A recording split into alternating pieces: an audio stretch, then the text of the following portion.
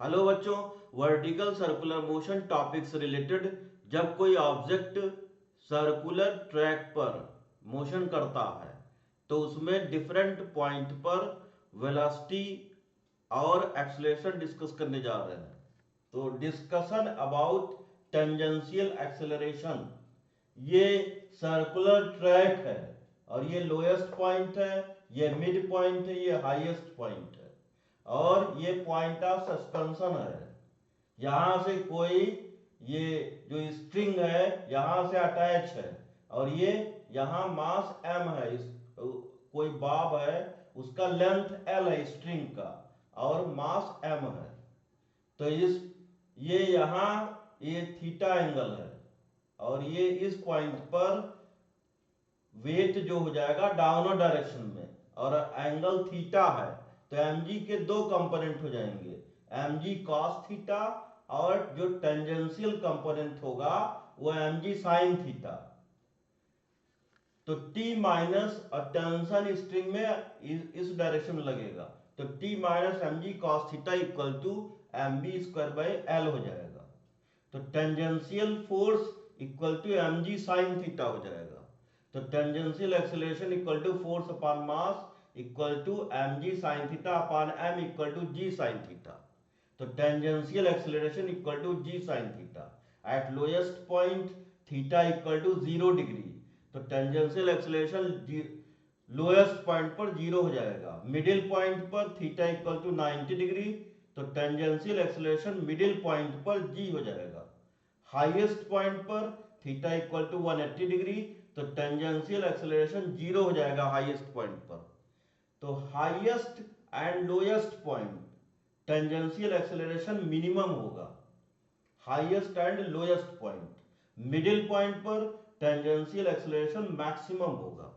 अब next, calculation of velocity at different during vertical circular motion.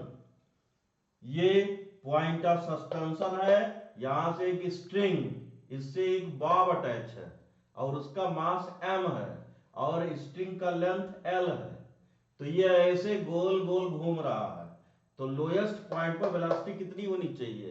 पूरा घूमने के लिए वेलोसिटी होनी चाहिए v equal to under root 5gl से ज्यादा होनी चाहिए। मिड पॉइंट पर वेलोसिटी फाइंड करना है और हाईएस्ट पॉइंट पर वेलोसिटी फाइंड करना है और इसका यहां से लोएस्ट और हाईएस्ट के बीच में लेंथ 2l होगा।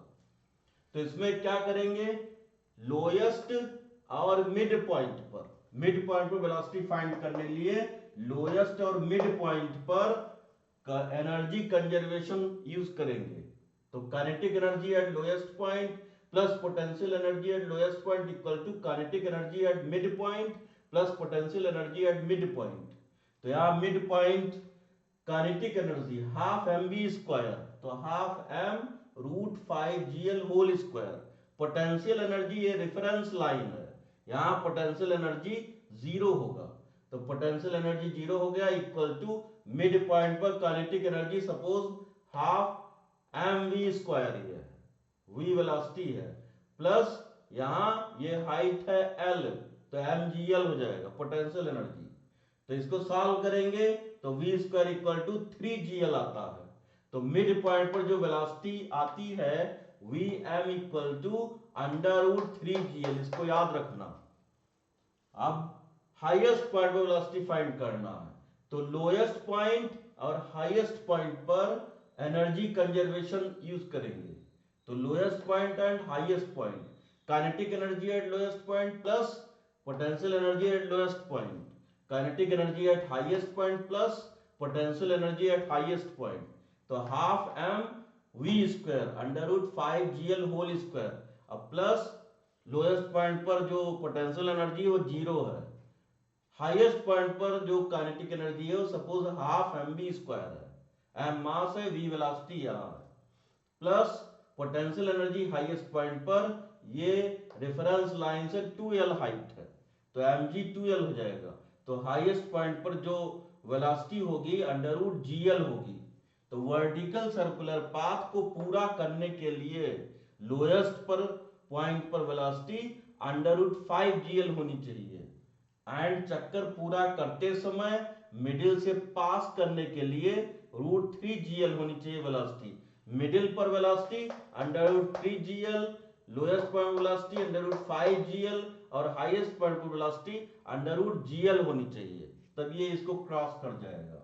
और √5gl से ज्यादा वेलोसिटी होगा तो कंटिन्यू सर्कुलर मोशन करेगा। Thank you.